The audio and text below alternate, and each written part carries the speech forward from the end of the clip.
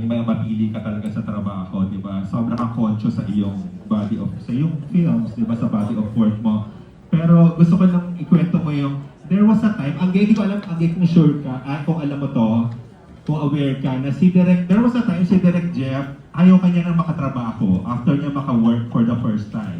O, kwento mo nga yung Direk at bakit. Tapos ngayon, kamusta siya ngayong katrabaho na ibang-iba na from the, parang isunumpa mong Angelica before? May time kasi, every time tinatanong ako kung sinong artistang ayoko na makatrabaho, si Angelica ang isa sa mga pangalan na pinabanggit ko. Kasi I worked with her sa Malaala mo kaya. Pero that was a time na sabi nga niya, maldita pa siya. So, but after working with her sa Playhouse at saka dito sa film nito, siya na ang favorite actress ko. Wow! Big word! Favorite actress!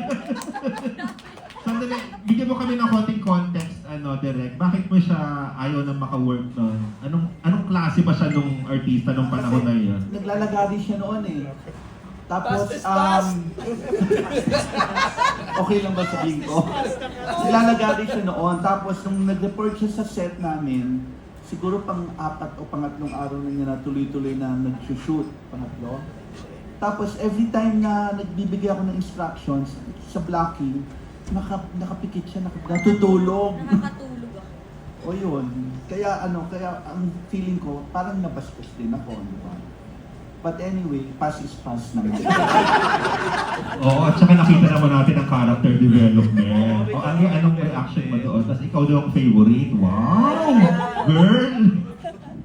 Grabe yung big word. Hindi kasi noon, ginagawa ko yung iisa pa lamang. And then, I remember, galing ako ng Batangas. Parang Bulacan yung taping namin ng MMK. Late na akong dumating dahil pagkapakap ko ng Batangas, hindi na ako umuwi, dumiretso ako ng Bulacan.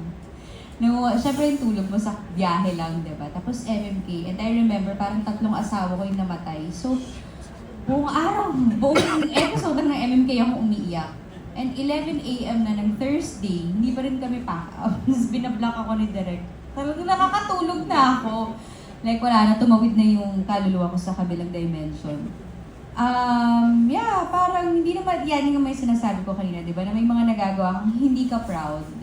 And noon, akala mo yung paglalagare ay maipapakita mo kung gaano ka kasipag. Pero yun pala, nakakabastos ka na ng mga katrabaho mo. So, at least ngayon may Eddie Garcia bill na tayo. Napaprotektahan na mga ganong chances para hindi na tayo makabastos ng mga katrabaho natin dahil sa puwit. Reaction lang na favorite ko. At saka dagdag content, ang boyfriend niya noon si Derek. Direk? Pasabog ka naman, Direk? Pero masaya ako, bawing-bawi na. Yung Naman! pagiging maldita ko dahil favorite na ako. Yes! Naging si Jeffrey Jaturian, yun lang ang mahalaga talaga. Anong feeling mo doon, Marsh? Ha? Hindi yun, gag. Hindi yung favorite. Isa dami ng actress na naka-work niya. Favorite ko. Ay, wow. Alam naman niya yun, na talaga nga nung unang text pa lang niya, parang umikot na yung sikmura ko na parang, oh my God, mapapagawa ako ng pelikula. Kahit hindi pa nape-present sa akin, dahil ganun ko siya ka-love. I love it. Thank you. Excited kami for this. Congrats. Thank you, Alan.